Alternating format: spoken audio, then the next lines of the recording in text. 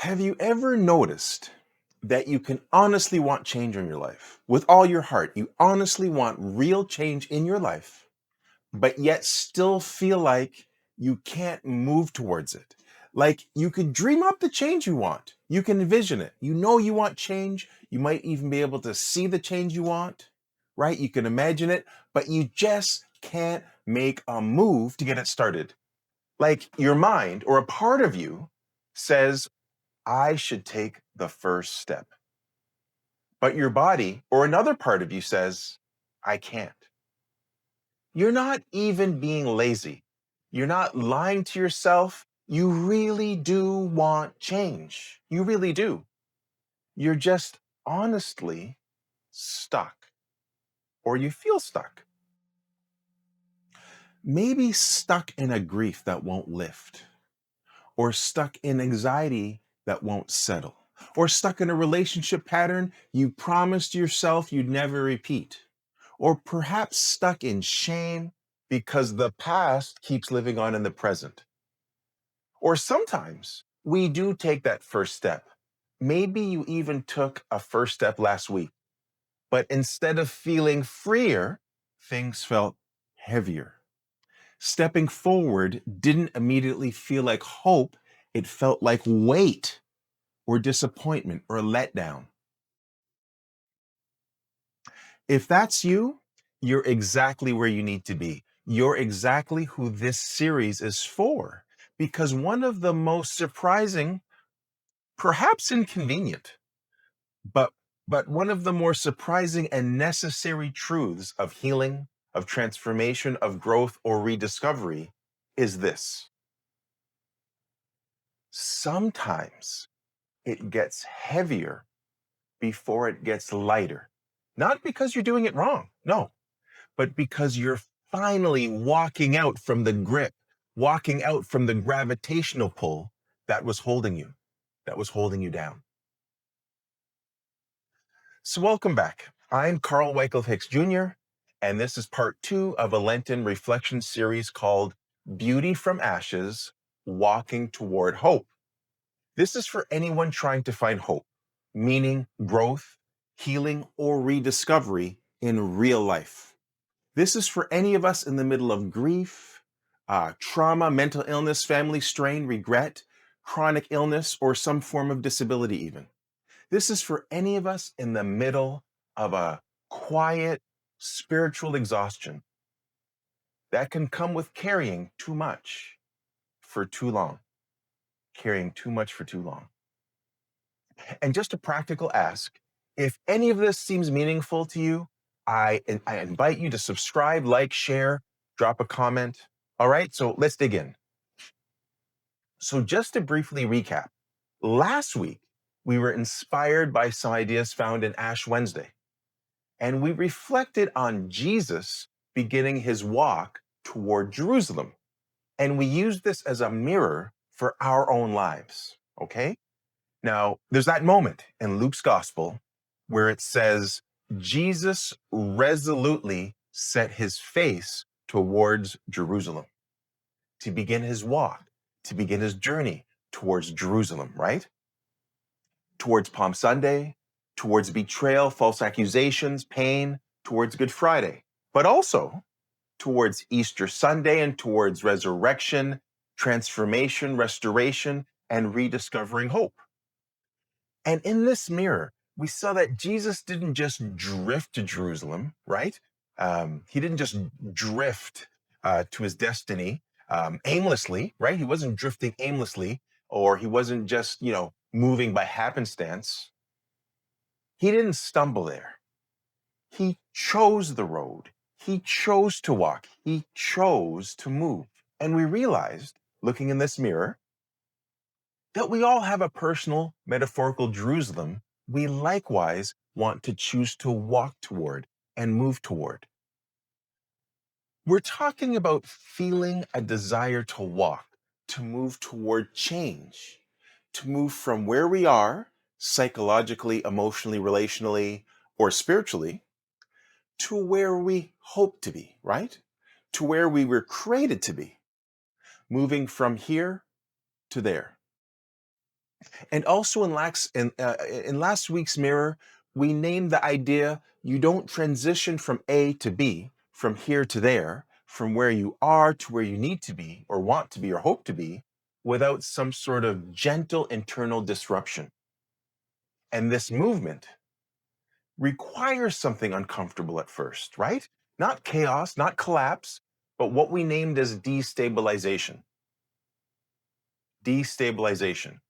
A gentle, honest, inner unsettling, a sacred discomfort that encourages us to move away from our old equilibrium, right? To move away from our same old habitual patterns that are holding us back.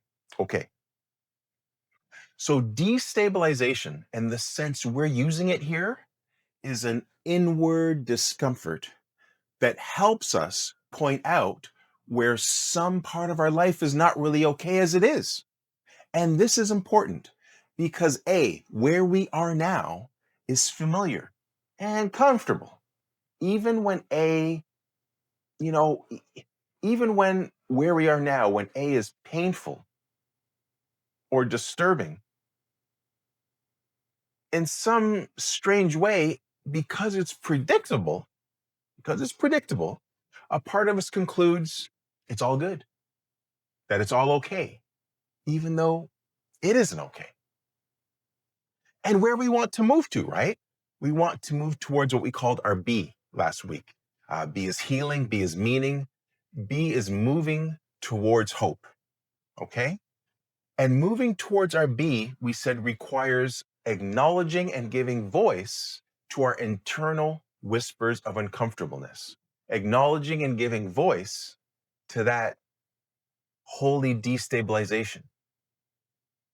And acknowledging this quiet destabilization can fuel movement that takes us away from our comfortable, but not okay equilibrium. Did you get that?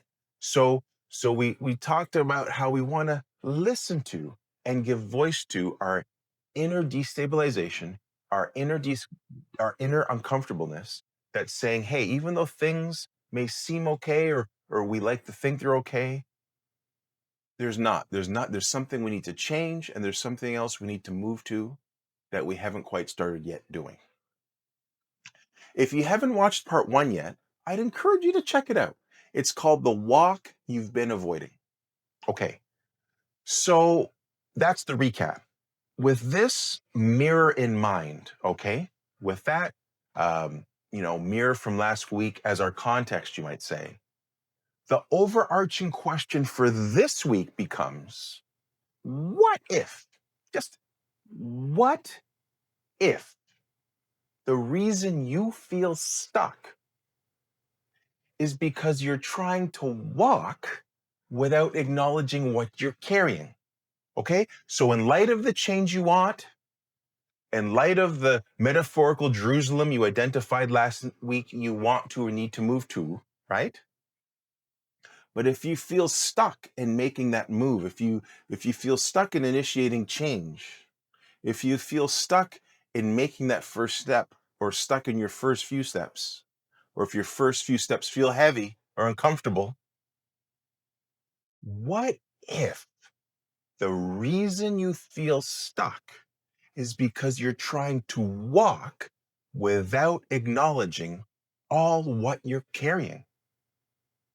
The weight, the burden, the heaviness.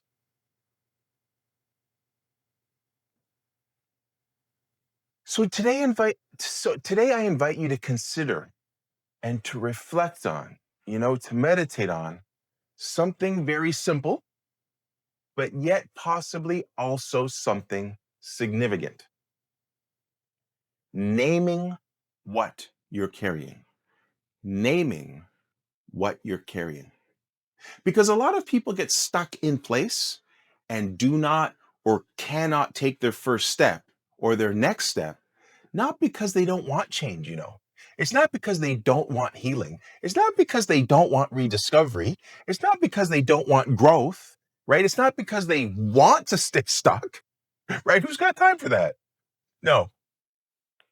A lot of people can't take the step and begin their walk towards change because what they're carrying with them is unnamed. And here's the psychological and spiritual principle we're coming up against now. Unnamed burdens don't get lighter over time. Unnamed burdens don't get lighter. Over time, unnamed burdens get heavier. Unnamed burdens get heavier. You see, there's this myth we've all heard, right? Time heals all wounds. That's a lie. It's a lie. It's a myth. It's a lie. Time, in and of itself, doesn't heal all wounds. It doesn't. Unnamed pain, unnamed grief, unnamed loss, unnamed hurt doesn't vanish. It lingers. Left unacknowledged and unnamed, it leaks. It leaks into your body, bubbling up as chronic illnesses. It leaks into your mood, bubbling up as mental illness symptoms. Unnamed pain leaks into your relationships, bubbling up as marriage or family or relationship disorder. Unnamed pain leaks into your choices, bubbling up as self-destructive behavior. It can even leak into your faith. Let's take a second. Let's just take a second here and define what we mean when we say what you're carrying. Okay? Let's just define that.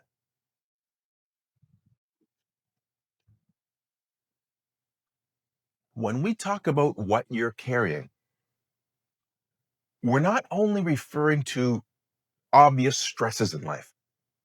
Mind you, that's part of it, right? That's part of it. But we're also talking about things like the story you don't tell anyone or haven't shared with anyone, the regrets you keep replaying over and over again, right? Going over and over and over, all your regrets. That's something people carry. The fear that silently beats you down, the grief you keep putting off accepting and truly mourning. All right? We try to brush things under the carpet, but we're still carrying grief that we haven't really accepted and faced and mourned. The shame that keeps accusing you, we carry that, some of us.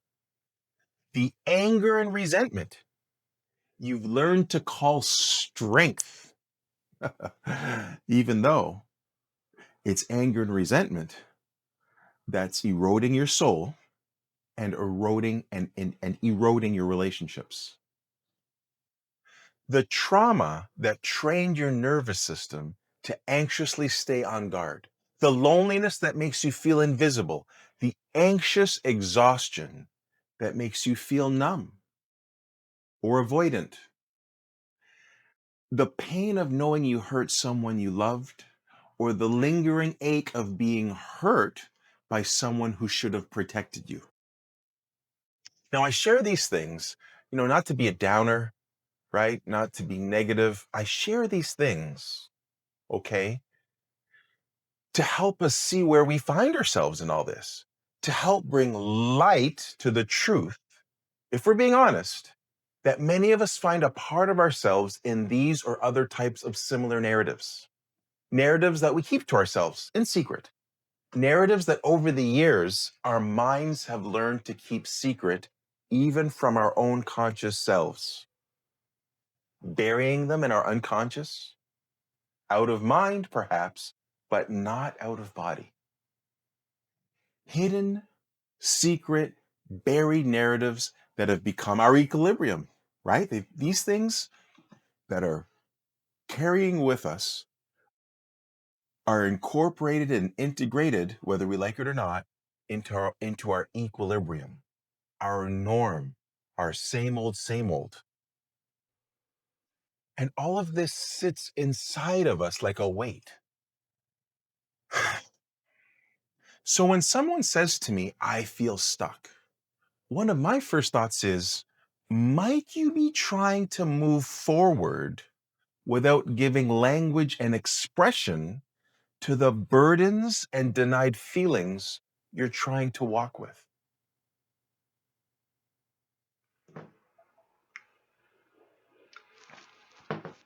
You know, the human soul rarely moves forward until it feels seen. The human soul rarely moves forward until it feels seen. Seen by God, by others, by ourselves, right? Not judged, not rushed, not pushed, but seen. Seen. To help us conceptualize this, it might help us to break it down, okay? By saying, like, to package it up. And let's just say there are 3 common reasons people feel stuck, okay? So reason 1, your nervous system is protecting you. Your body is saying, last time we tried to trust, we got hurt. Or last time we tried to speak, we were punished. Or last time we tried to hope, we were disappointed and crushed.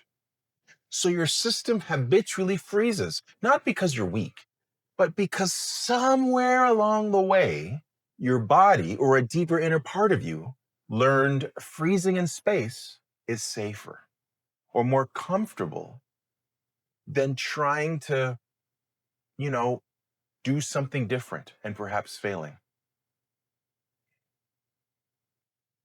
The second reason people feel stuck is due to shame holding you hostage. Shame doesn't say you did something wrong. No, it's worse than that. Shame insidiously whispers, you are wrong. You are defective. That's what shame says. And when shame is running the show, movement can feel dangerous because if you move, you might have to be seen. And if you're seen, you might be rejected. So it feels safer to stay where you are, to stay put, to stay in A, even if A, where you are, is painful or hurts. Okay? The third reason people feel stuck is due to not having the words for what you feel. You see, a lot of people are carrying something real. They're carrying real things deep down inside them, but they can't name it. They only know I'm tired, I'm irritated, I'm numb, I'm angry, I can't think straight. But underneath that might actually be grief, fear, betrayal, humiliation, rejection, abandonment, soul wounds. Now, soul wounds, yeah, that's something we might do a series on down the road. That a lot of people carry soul wounds deep down. It could be loneliness. Okay. And the thing is this, you can't bring into the light what you can't name. So it remains hidden, hidden in the depths, hidden underneath, and hidden in the darkness. You know, there's a psalm, Psalm 32, that I think captures all this perfectly. Okay. It's a psalm about what happens when we carry too much in silence. Listen to how honest this is, okay? So this is Psalm 32, a portion of it. When I kept silent, my bones wasted away through my groaning all day long. For day and night your hand was heavy on me. My strength was dried up as by the heat of the summer. Did you catch that? When I kept silent, my bones wasted away through my groaning all day long. For day and night your hand was heavy on me. My strength was dried up as by the heat of summer. Okay, hear that? It starts with when I kept silent. That's a picture of what many people are living. Psychological or even physical struggle, right? Not because God is punishing them. No, but because of carrying unspoken, unnamed burdens, because of being silent. When we keep silent about what we're carrying, it changes us and it affects our experience of life negatively. It affects us, it dries us out, it turns us into survival mode. when we keep silent. Okay? But then later in Psalm 32, it turns. Okay? Check the shift. Listen for the shift. Then I acknowledged my sin to you, and I did not cover my iniquity. I said, I will confess, and you forgave. The Lord's unfailing love surrounds the one who trusts in him. Okay, did you get that? Then I acknowledged my sin to you, and I did not cover my iniquity. I said, I will confess, and you forgave. The Lord's unfailing love surrounds the one who trusts in him. Did you hear that? Then I acknowledged. I did not cover. I will confess. You hear the language?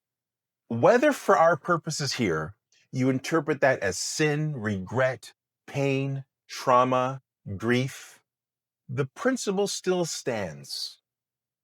Acknowledging, uncovering, confessing, naming, speaking out breaks the isolation. Naming creates movement. Acknowledging and naming is the beginning of freedom and healing and growth. It's not the final destination, okay?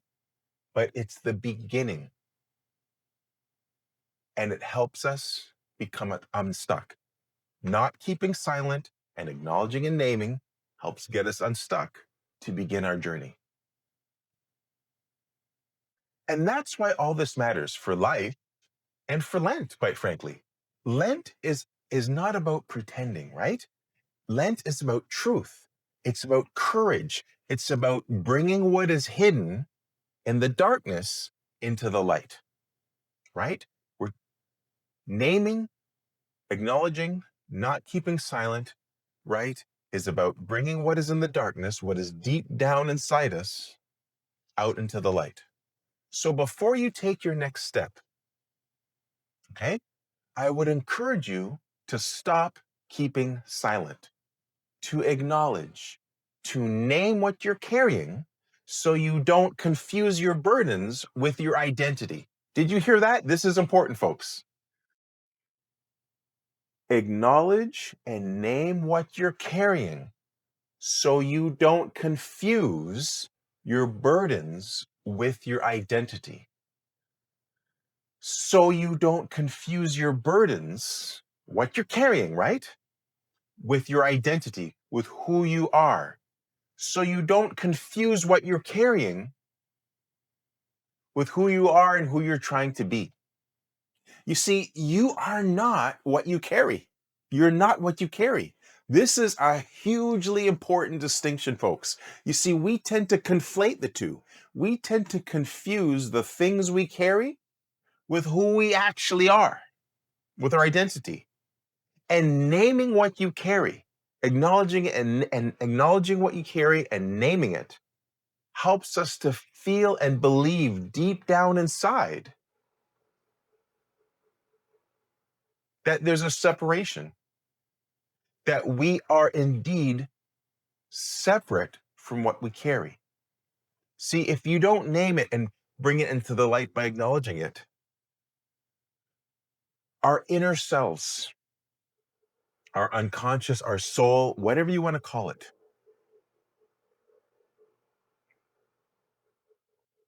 confuses the two as one.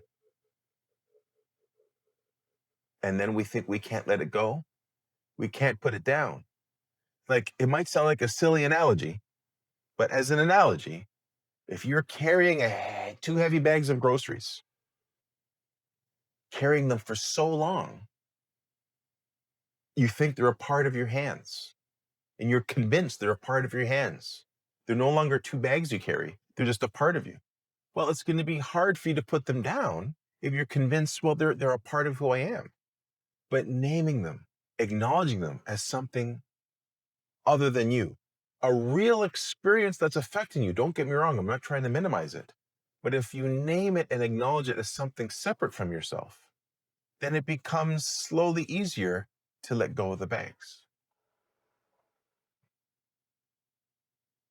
You see, Folks, you can't put down, you can't let go, you can't move away from something your unconscious mind, something your soul is convinced is a part of you. So let me say that again. I'm sorry for repeating myself, folks, but this is really important.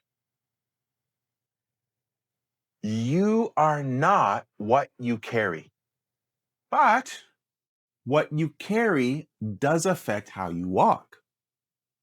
Okay, let's make this real with examples, okay? Because hearing the words what you carry can sound poetic until it hits your life, right? So for someone, what you carry might look like shame, right? Shame from a life filled with having to choose between dignity and self respect or survival and making ends meet, or learning to hide your needs because asking for help feels like humiliation. Okay.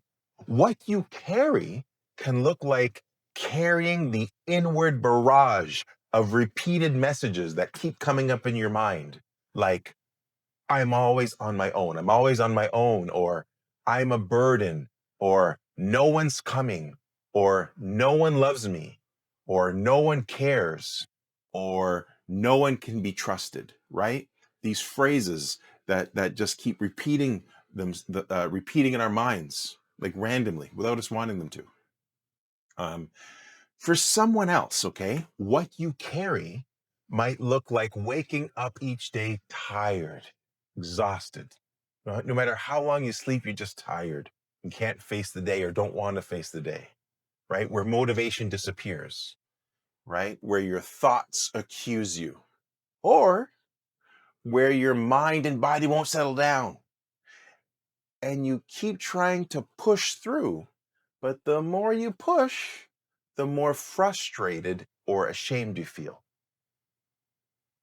What you carry might look like recurring memories of growing up in a home where love was unpredictable, where you learned to read the room for danger, where you learned to stay small, where you learned not to need too much. And now you're grown and you're functional and you're smart, but inside, you still don't ever really feel loved or safe or wanted or that you really fit in anywhere. For some, what you carry might look like regrets. Regret of swearing you'd never become like your parents. But then you had children, and under stress, you repeated what you hated, or you weren't present, or you were harsh, or you were absent, or you wounded someone you love. And now you carry this deep soul wound, hearing in your mind a voice that says, I became what I hated, or I damaged what I love. The truth is, a lot of us want to walk toward healing and growth and change, but they don't want to look at what they're carrying. Okay? A lot of people want to walk towards growth and healing, but they don't want to look at what they're carrying as they move.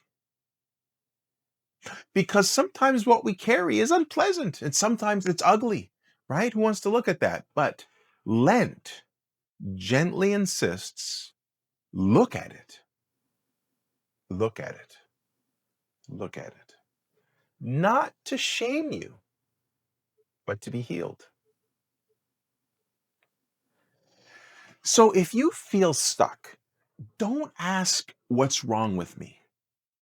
I invite you to instead ask, what am I carrying I haven't yet acknowledged or named? Because sometimes the next step isn't a giant leap. Sometimes the next step is simply bringing words to the weight you're carrying. And by doing that, that's bringing light to what's in the darkness. So when you name it, guess what? Without even realizing it, sometimes you're already moving.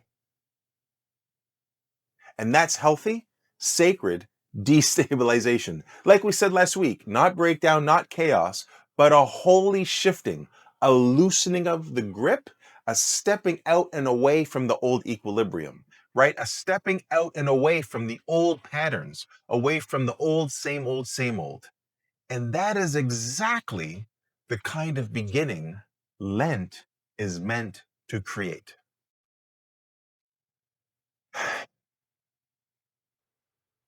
So I encourage you to take a quiet pause, okay? This is the first of 3 segments.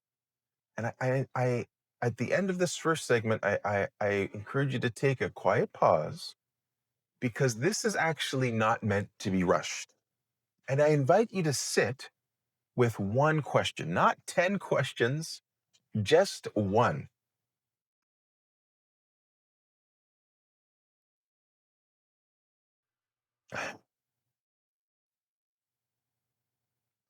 What am I carrying that I haven't acknowledged or that I haven't named out loud? What am I carrying that I haven't acknowledged or that I haven't named out loud? You know, sometimes being stuck doesn't feel dramatic like in the movies, like when a character's life is spinning out of control, you know. And sometimes feeling stuck doesn't look like falling apart. Sometimes being stuck is it's an invisible thing. Sometimes it feels numb. Sometimes being stuck feels foggy. Sometimes it feels like quicksand, where you try to move, but then you sink in deeper. So let's talk honestly now about what happens after all this acknowledging and naming. Okay, let's be real about it. Let's be honest about it. Because acknowledging and naming is powerful. It really is. But let's keep it in perspective. Naming and acknowledging alone isn't the final destination. It's not Jerusalem. Naming is the door. Movement is the step through the door to get where we're trying to get to. Okay? So acknowledging and naming you might say, is not the cure. Acknowledging and naming is what allows us to move towards the cure, so to speak, so to speak. So the awareness and acknowledgement often makes things feel heavier at first, right? You name the trauma, it stings. You name the regret, it aches. You name the shame, it flares. You name the grief, it surfaces. And part of you wonders, well, what the heck am I doing? Why am I doing these things? Life was easier and life was just lighter when I wasn't looking at all this, right? You might feel that way when you're stuck. But this is not a regression, okay? It's the natural result of an exposure to truth. And truth doesn't always feel light immediately. It feels real, and real can feel heavy. But here's where theology and psychology meet beautifully. Heaviness is not the enemy. Avoidance is. Okay? Heaviness is not the enemy. Avoidance is. When Jesus set his face toward Jerusalem, he wasn't naive. He knew the cross was ahead, the crucifixion was ahead, he knew betrayal was ahead, he knew that abandonment was ahead, he knew public humiliation was ahead. But still, he walked, he didn't avoid, okay? Not because suffering is good in and of itself, but because movement towards purpose is greater than comfort. There's a line in Luke's gospel where Jesus tells those around him, whoever wants to be my disciple must deny themselves and take up their cross and follow me. Whoever wants to be my disciple must deny themselves and take up their cross daily and follow me. Now, that's not a call to self-hatred. It's a call to alignment. It means don't let comfort define your direction. Let purpose define it. And purpose almost always requires destabilization. Let's bring this idea down to earth, okay? What do we mean again by destabilization? It does not mean emotional flooding. It does not mean re-traumatizing yourself. It means gently moving out from what has become your emotional equilibrium. Because equilibrium, the norm, the way things always have been, isn't always healthy. So in a way, destabilization is simply this. It's choosing growth over familiarity, choosing honesty over comfort, choosing movement over stagnation. And that will feel like a weight before it feels like freedom. It's just like lifting weights in the gym, right? Or working out. You go to the gym if you haven't worked out in a long time, right? You work out, but then your muscles start to tremble, right? Because you're doing something with them you haven't done in a long time, or maybe you've never done before. And then the next day or a few days later, the soreness comes, right? But if you keep at it, strength comes later. Strength comes through destabilizing your muscles, right? Your strength when you're lifting weights in the gym comes through destabilizing your muscles' equilibrium by exposing them to the weights you're lifting. So that's an analogy for what we're talking about here, right? Good Friday was weightier than Palm Sunday. Resurrection Sunday doesn't come without the weight of the cross. Dealing with weight, heaviness is all part of this process. And heads up, folks, heads up. This right here is where a lot of people bail out. Here is where a lot of people retreat. This is the spot where people tap out. They name what they're carrying, they feel the heaviness, and then they conclude, hey, this feels way too heavy. This must mean I'm not ready. Or, no, this feels too heavy. This must mean I'm failing. Or this must mean I'm doing it wrong. Or this must mean I shouldn't have started. No, no. What it means is you've disturbed your old system. You've disturbed your old internal equilibrium. And in a very real sense, your old system wants you back. Yeah. In a very real sense, your old system wants you to stay put. There are very legitimate spiritual reasons for this that we'll look at in another series down the road. But for now, let's just say that psychologically and neurologically, your nervous system prefers predictable pain over uncertain hope. Because predictable pain feels survivable. Hope feels risky. And this applies to many scenarios and many narratives, but just one example, okay? Let's just take one example just to clarify this. But I want to stress there's many, many different examples this all applies to, all right? But we're just picking one just as an example, okay? So we're not focusing on this, we're just using it as an example. There could be others. So let's speak, for example, to regret, okay? If someone's carrying regret, there can be, different reasons people feel stuck with regret, all right? But the thing with regret is you're not stuck because of something that was done to you. You're stuck because of something you did, just say, okay? Or something you didn't do. And shame whispers, you don't deserve to move forward. You forfeited your Jerusalem. You disqualified yourself. You're unworthy to move forward. That's what shame says in this example, okay? Shame wants you to stay put. But Psalm 32, again, coming back to Psalm 32, tells a different story. After the psalmist does his naming, his acknowledgement, and his confession, right? His naming and acknowledging of whatever was going on internally causing his strife. After exposure, you might say, the psalmist says, "You are my hiding place. You will protect me from trouble and surround me with songs of deliverance." Notice that. Not songs of accusation, not songs of condemnation, songs of deliverance.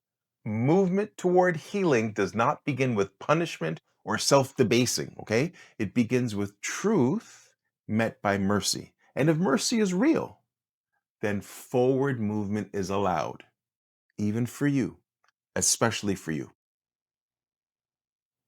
Movement builds movement, right? So you don't need to solve your whole life in one shot. You need to shift your direction slightly, step by step, day by day, day by day. If your life was a book, you are not your worst chapter. But if you don't author a new paragraph, the old chapters may keep repeating. What you avoid owns you. What you face frees you. Okay? So we keep cycling back to these ideas of destabilization and naming. Okay?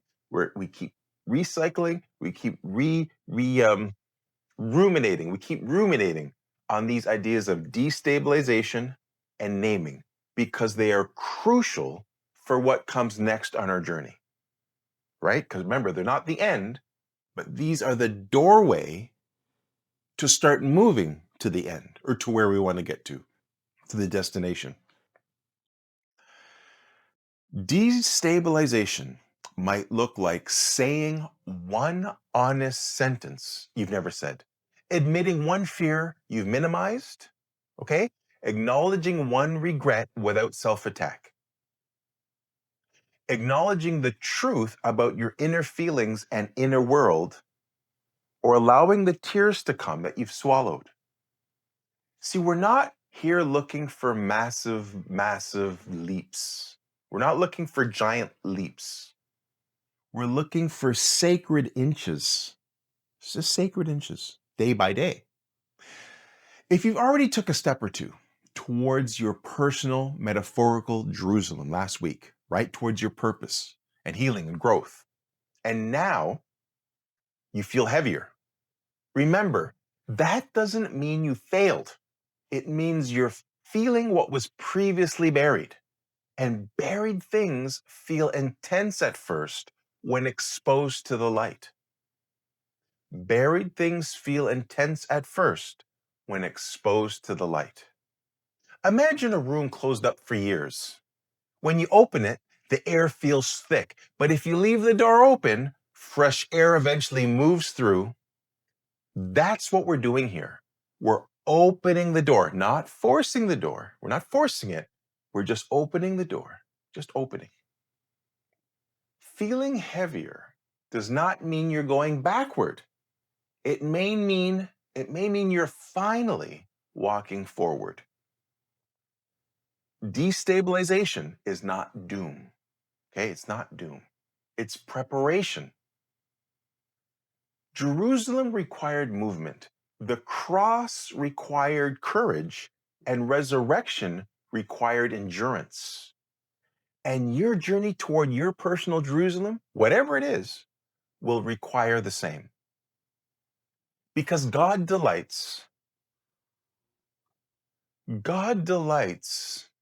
in us being honest with ourselves and with Him in truth.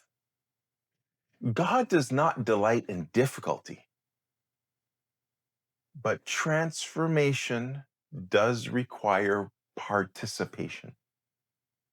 Now, in the final segment of today's reflection, okay, it's coming up. This is the second segment. In the final third segment, we're going to get very, very, very practical, okay? It might even be too practical for some of you. And if some of you say, oh, this is too practical, then we're on the right track, because we really want to keep this intentionally practical, okay? Not abstract, not vague, not theoretical, not theological, practical. You know why? Because I believe doing something simple and practical repeatedly over time, daily or a few times a week, okay, is better than doing something complicated and esoteric once or twice and then giving up on it because it's a burden, okay? So we're going to talk about how to do this practically, how to express what's buried, how to name what we're carrying, how to destabilize safely, how to begin moving, okay? Nobody gets left behind here. But before we go there, I invite you to sit reflectively with these ideas, okay? Because they really shape and inform how we view, how we conceptualize, how we perceive, and then just how we integrate and bring all of this into our life, into our soul, okay? So reflectively sit with these ideas. Your burdens and your identity are two different things, okay? You are not what you carry. Heaviness is not the enemy. Avoidance is. Your burdens and your identity are two different things. You are not what you carry. Heaviness is not the enemy. Avoidance is.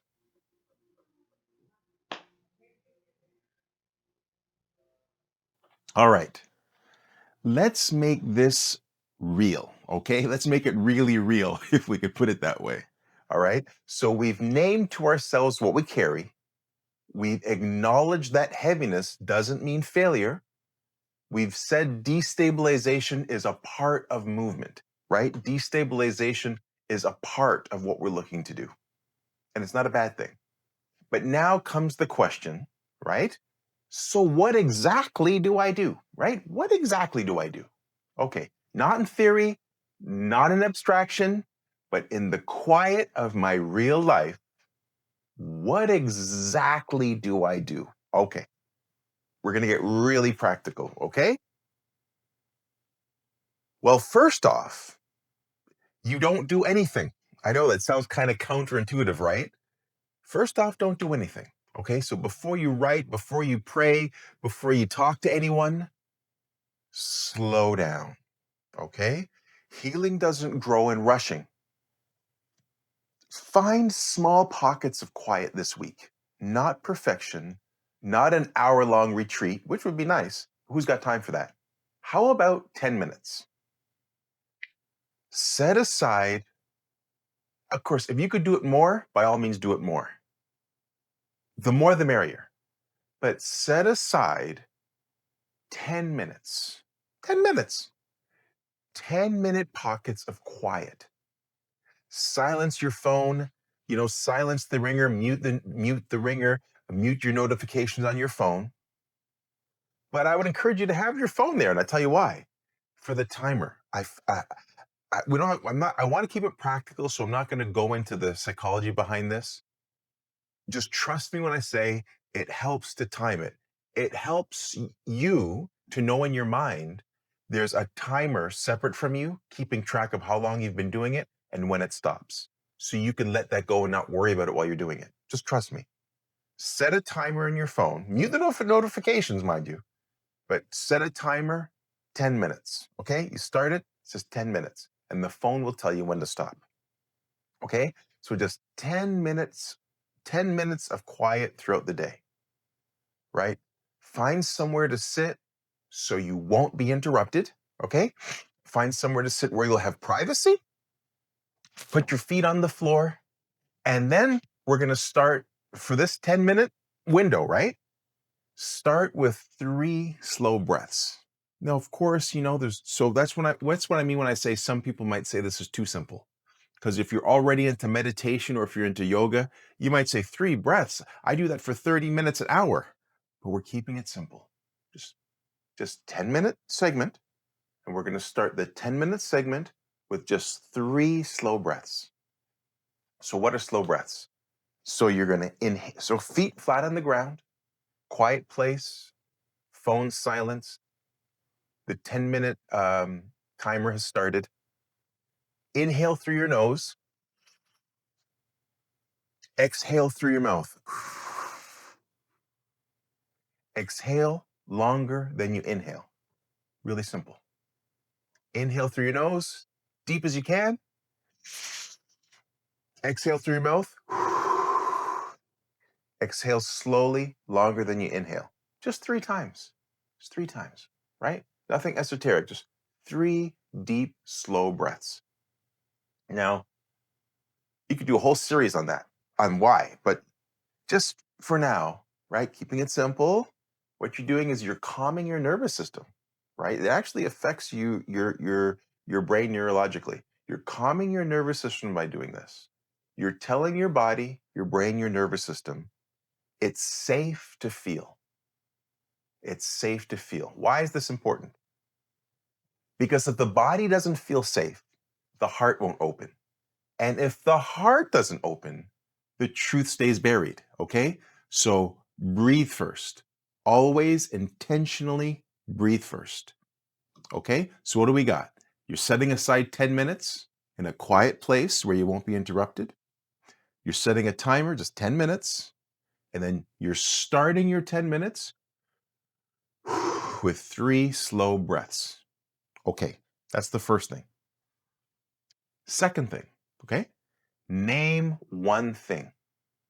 Okay, so last week we talked about what's your personal Jerusalem. Today we talked about naming what you're carrying. Okay, and if we're honest, for a lot of us, that's a whole lot of stuff, right? But for each 10-minute block, when we're talking about how to practically do this, choose one. Now, remember, you're going to do this more than once. So every time you do this, you might choose a different thing. But for that 10-minute, choose one thing. Not your whole life story, right? Not every trauma, not every regret. One thing. So how do you choose, right? So we're getting really practical. So you're going to ask yourself, 10-minute block, you did your 3 breaths, you're timing the 10 minutes. Ask yourself, what is the one burden or one weight I am most tired of carrying right now? And maybe I should have started with this because I'm making an assumption. See, the assumption here, so this is the practical how to do it. So from last week's video and from what we've done so far in this week's video, right, I'm assuming you've already thought about what are the things you're carrying. So you already have that list. So I guess if you haven't already done that, start there. Sorry, because I'm assuming you've done that. So you want to have a list. What are the things you're carrying? What's your personal Jerusalem? What do you need to leave? What do you need to let go? What do you need to get to, right? So you want a list of these things. Now, here, we're choosing one. So of all these things, just in this particular moment, and it's going to change throughout the day, throughout the week, throughout the month. But for this moment, in this 10 minutes, what am I most tired of carrying right now? You're going to choose one. Okay, so you're going to have many, but for each 10-minute session, you're going to choose just one. And don't judge what comes up. Whatever it is, let it surface. It might surprise you, but just choose one thing. All right. So then what's next? So we have our 10 minutes, phone silent. We're timing the 10 minutes. We did 3 breaths. We chose one thing for this 10-minute block. There's other things for other sessions. We're going to choose one thing. And what's next? Really simple. Whatever that one thing is, give it a sentence. Not a paragraph, not an essay, a sentence. So what do I mean by give it a sentence? So you're going to choose a thing. I mean, there's so many examples, but whatever it is for you, you're going to choose one thing that you're carrying, and the sentence will start with these words. I am carrying, and then finish the sentence. Whatever that is for you, however you want to finish that sentence. So, but start it with, I am carrying, then finish the sentence. Or, I'm afraid that, then finish the sentence. Or, I regret, then finish the sentence. Or, I feel unseen when, and then finish the sentence. That is movement. So that's it, folks. Remember, I said really simple. That's like the overall framework of how to do this. Simple and practical. Set aside 10 minutes, time it, 3 deep breaths, pick one thing that you're carrying, choose one, and then give it a sentence. All right. Now I'm going to put this. I think I'm going to put this not in the description. I'll put this. Maybe I'll pin it as a comment for this video, so you can refer to it again later. Okay. But now what I want to do. Oh, so that's it. That's the framework, right? Nice and simple. You can do that every day. When you wake up in the morning, your lunch break, before you go to bed at night, it's just 10 minutes. Just 10 minutes. Okay. Now I want to break this down even a bit more, okay? Just to really drill down, make it really practical. Because some of you might be asking the question, okay, so those are the 3 things. They're simple. But you still may come back at me with, so how exactly do I do those 3 things you just said? Like, how do I frame it? Right? The 10 minutes. But how do I structure that 10 minutes? Okay, I do the 3 breaths. That's great. I choose one thing. I'm going to finish the sentence. But how exactly? How do I work with it? I got you. I'm going to give you 4 different ways. Now, remember, it's simple. You choose one. Don't do all 4. See, that's complicated. Don't do all 4. So I'm going to give you 4 different ways to do this, right? So the overarching framework is 3 things. Now I'm going to give you 4 ways to structure the 10 minutes. And the reason I'm giving you 4 is we're all different, right? We all have different preferences, right? I'm sure, you ask 4 of us here, we probably have 4 different flavors of ice cream we prefer, right? We have different preferences, and that's okay. So I'm giving you 4 choices, 4 practices, 4 options for you to choose from to do the 3 things we just mentioned, okay? And if one isn't good, you try one, you say, oh, that's just not me. I don't gel with that.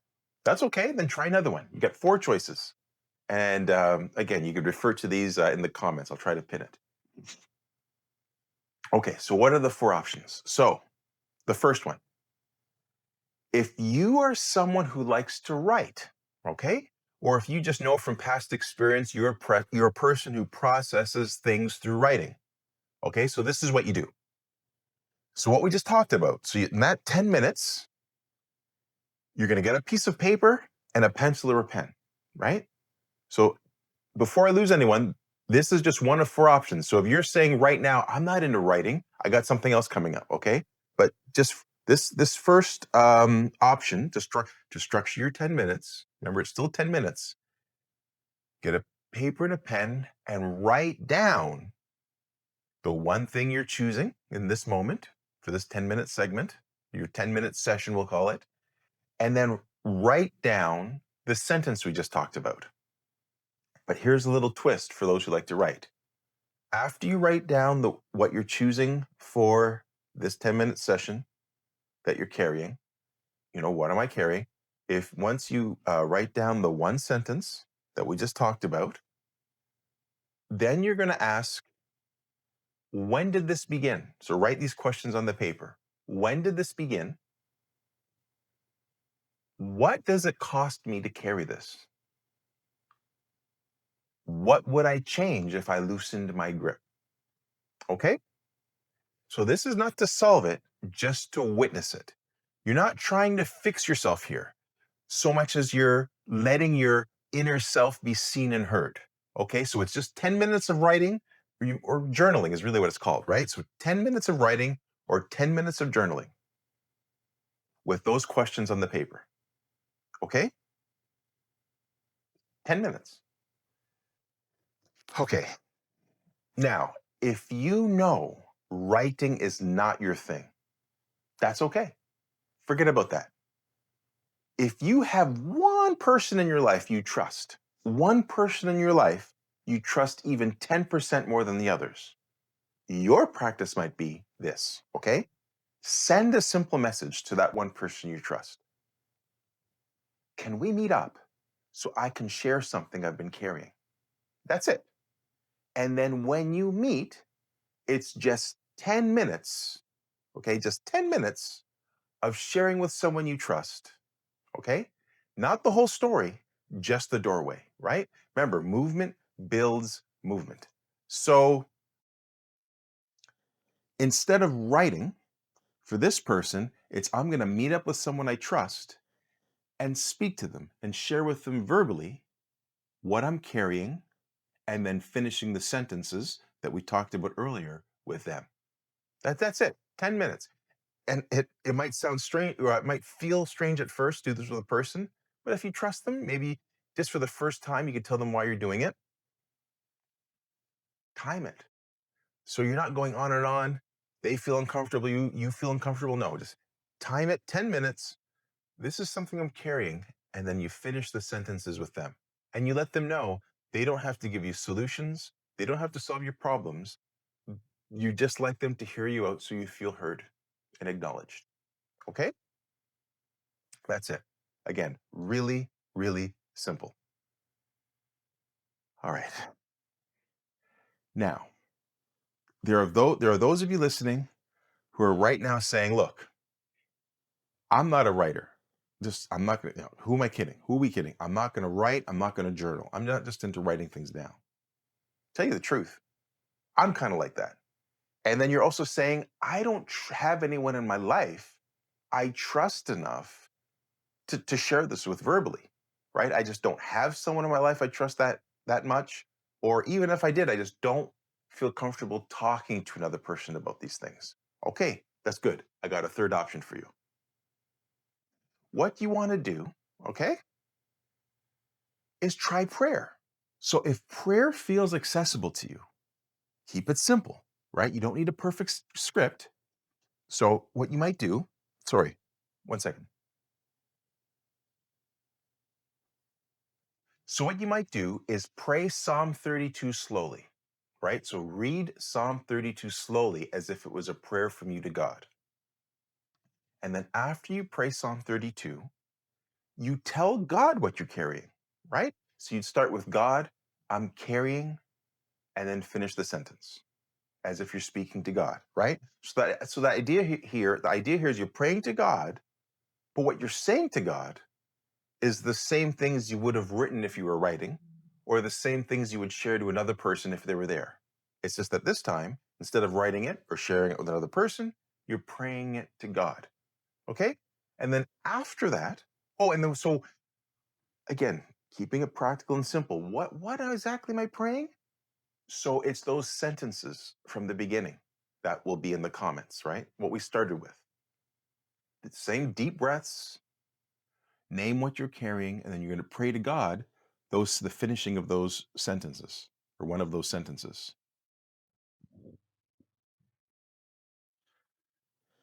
Maybe I'll put it on the screen here when I'm editing it. We'll see. And then after you do that, you would pray, God, I am tired of carrying this alone. Or God, help me walk honestly. Or God, I don't know how to move forward. Show me. Show me the next step, Lord. And again, this is how you would end the prayer after you share the completion of those sentences that we talked about in the beginning with God. Now, keep in mind, prayer is not performance. So what I mean by that is don't worry about getting all your words right. Don't worry about fumbling for your words. If you haven't prayed in a long time, Don't worry if it feels awkward praying this way, right? Because some of us who have prayed or do pray, usually we're just asking for things, right? God, give me this, God, do this, God, do that. So some of us, even if we do pray, may not be used to praying in a way that's conversational. That's okay. That's okay. It doesn't have to be perfect as long as you're being honest with God and trying to engage with Him, just trying to communicate with Him. I guess I just want to add here, this sort of prayer, it's not about performance. It's really about permission. You're seeking permission not to carry everything yourself. Okay. So now the hope here is that nobody gets left out. Right? We don't want anyone left behind. So if writing is not your thing, journaling feels unnatural, okay? You don't have someone to share anything with, you don't have someone to share things with, and if prayer is not your thing, one way or the other, okay, that's fine. Here's your practice. Speak it out loud when you're alone. That's simple. In your car, that's a good one for privacy. Maybe in the shower, on a walk, just anywhere you can get some privacy. Say it to yourself, but out loud specifically, not just in your head. Actually say out loud, somewhere by yourself, I am carrying, then name it. So you're not writing it, you're not saying it to another person. And if prayer's not your thing, okay, you're not praying to God, but you are saying it out loud. There is something powerful. Again, there's a lot of research behind this, right? It's just, we're not going to get into that because that's not what this channel's for. But there has been a lot of psychological and neurological research that shows there's something powerful about hearing your own voice name the truth. It pulls it out from the fog. It pulls it out from the depths up into your prefrontal cortex, up into your mind, up from out of your soul into the light, right? That idea of bringing what's in the darkness out into the light. Say it out loud when you're alone. What are you saying? Again, what we started with, the same thing, 10-minute block, 3 deep breaths, name what I'm carrying, and then finish one of the 3 sentences. Again, I'm going to put this, pin this in the comments, so you're going to have it. Keeping it really simple. Yeah. And you know what? Even if this feels like too much, saying it out loud, okay, then stay quiet. Place your hand over your chest and just sit quietly with the weight you're carrying as you ponder it with curiosity, without running from it, no fixing, no analyzing, just staying with it. That is strength. That is growth. That is walking too. Okay? And if I could say a brief word about trauma, if what surfaces when you do these, you might call them spiritual disciplines, you might call them mindfulness interventions. I mean, the titles don't really matter to me. But if what surfaces feels overwhelming, okay, if memories feel flooding, if your body feels hijacked, slow down. You don't have to force anything, okay? Destabilization is gentle, not violent, okay? You're not required to excavate everything all at once. This is not about, ripping open wounds. This is not about ripping off the Band-Aid. That's not this. No, it's about loosening the grip of silence. So if you do ever feel overwhelmed, please reach out to someone safe. Healing is courageous, but it's not necessarily meant to be done alone. Keep this in mind, folks. Keep this in mind. Jesus didn't sprint to Jerusalem, right? Jesus didn't run to Jerusalem. Jesus didn't race to Jerusalem. He walked step by step. He walked. He didn't run. He didn't race. He walked.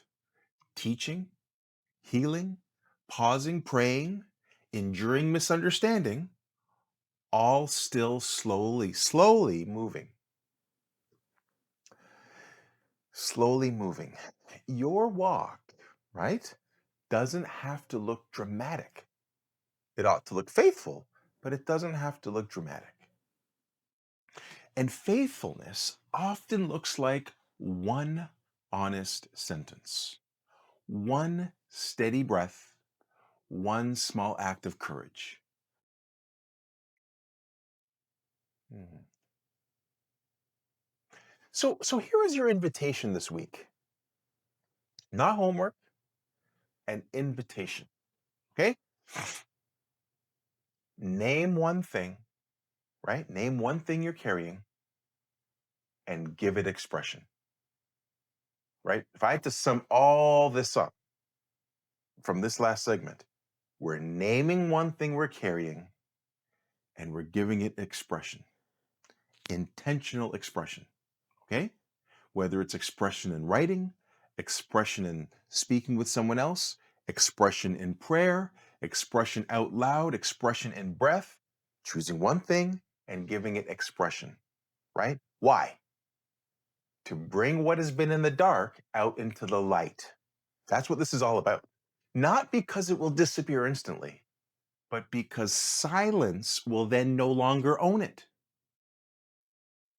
Because then silence will no longer own it. And remember what the psalmist said in Psalm 32 happens when we keep silent. If you feel up to it, let's pray. Let's pray. Let's pray.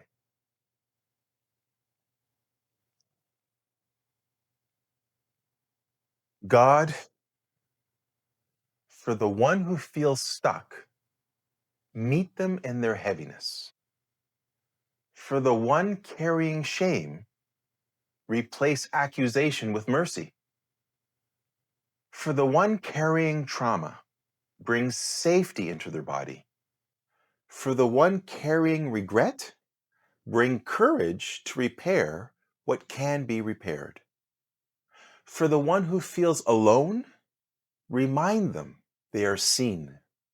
Give us patience and strength not to rush, Lord. Give us honesty not to hide. Give us courage to walk step by step toward hope. In Jesus' name we pray. Amen. Maybe your personal Jerusalem feels far away. Maybe you're still in the heavy part. That's okay. Always keep this in mind. Heaviness is not the enemy, avoidance is. And sometimes the bravest step is not a leap forward, but an honest acknowledgement. You are not what you carry, but naming what you carry helps you walk.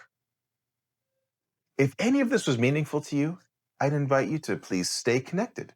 You can subscribe to this channel so you don't miss the next reflection, right? As we continue this weekly journey towards hope, towards Good Friday, and towards Easter, towards Jerusalem, and towards transformation. Like this video, right?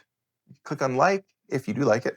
Leave a comment. Share this with someone who may be carrying something heavy. And remember, always remember, you are loved, you are seen, you are significant, and your life matters.